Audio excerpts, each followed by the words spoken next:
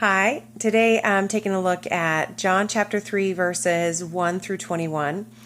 And this is an interview Jesus did with a Pharisee named Nicodemus.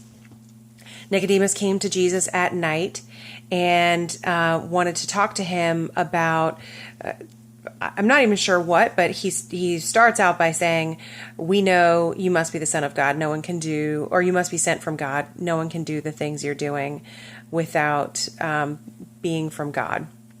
So I loved this study. There is so much, and it's a pretty long passage. There's also kind of a long commentary section. I do hope you take the time to read it because there were so many things about this that were fascinating to me. But this conversation Jesus has with Nicodemus is a little strange. The dialogue doesn't always flow, where Nicodemus makes a statement and then Jesus' statement doesn't seem to be totally related. So there are a few points where you might go, well, that does not sound like a response to what Nicodemus just said. But Jesus had an urgency to express certain points to Nicodemus. As a Pharisee, he would have believed that his salvation came from being an actual physical heir of Abraham, a descendant of Abraham. So he did not believe that other people who were not descended from Abraham necessarily would ever be saved. And so Jesus immediately needs to tell him that he needs to be born again, quote, born again. What that meant for Nicodemus in this context is that his flesh doesn't matter.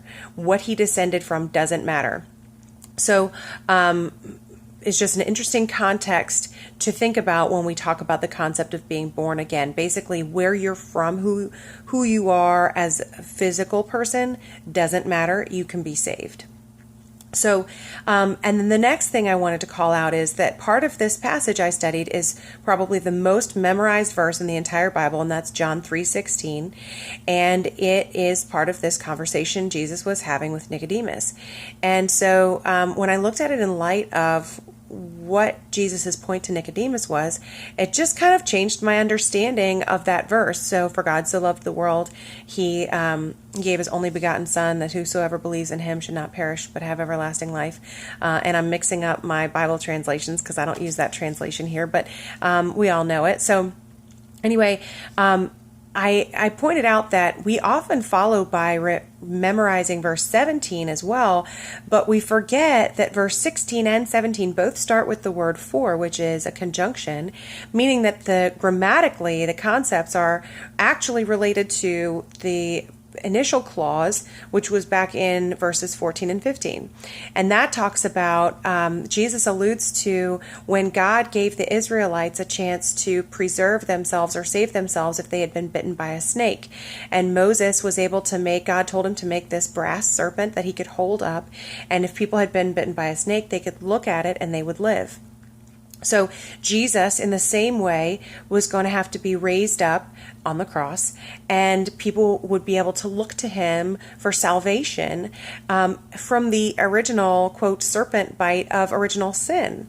So that was pretty deep. And so he says in verses 14 and 15 that just like the staff that Moses raised up, the Son of Man is going to have to be raised up to save people. And then it goes into, for God so loved the world, he gave his only begotten Son.